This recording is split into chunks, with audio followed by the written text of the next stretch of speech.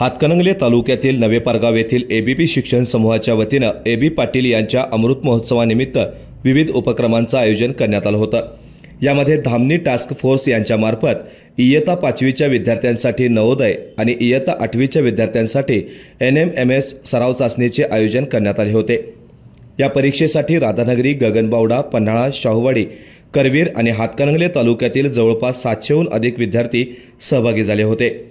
या सराव चाचणीमध्ये यश संपादन केलेल्या 5वी आणि 8वीच्या विद्यार्थ्यांना उपस्थित मान्यवरांच्या हस्ते सन्मान चिन्ह देऊन सत्कार करण्यात आला। तसेच NH पाटील यांची वारणा विद्यापीठाच्या कुलाधिकारीपदी निवड झाल्याबद्दल त्यांचा एबीपी शिक्षण समूहाच्या वतीने सत्कार करण्यात आला। यावेळी वारणा विद्यापीठाचे नूतन कुलाधिकारी NH पाटील यांनी गरिबीकडे श्रीमंती म्हणून पाहिल्यास कोणत्याही क्षेत्रात यशस्वी होता येते। एबीपी शिक्षण समूहात विद्यार्थी घडवण्याचं काम केलं जात असल्याचं सांगितलं। या सत्कार समारंभास पेठवडगाव येथील शाहू शिक्षण प्रसारक मंडळाचे कार्यवाहक अभिजित गायकवाड, कोल्हापूर जिल्हा परिषदेचे अधीक्षक सचिन जाधव, सचिव अमोलकुमार पाटील, राजलक्ष्मी पाटील, आकांक्षा पाटील, धामणी टास्क फोर्सचे विलास पाटील, प्राचार्य SR पाटील आणि विद्यार्थी-विद्यार्थिनी मोठ्या संख्येने उपस्थित होते। KK न्यूजसाठी वारणानगरहून सनी काळे।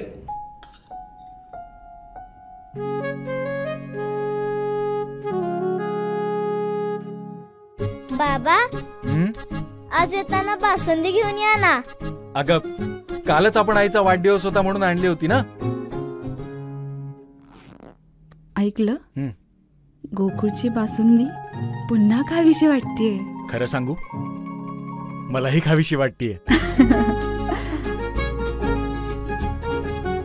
पुन्हा पुन्हा खावीशी वाटणारी गोकुळ बासुंदी।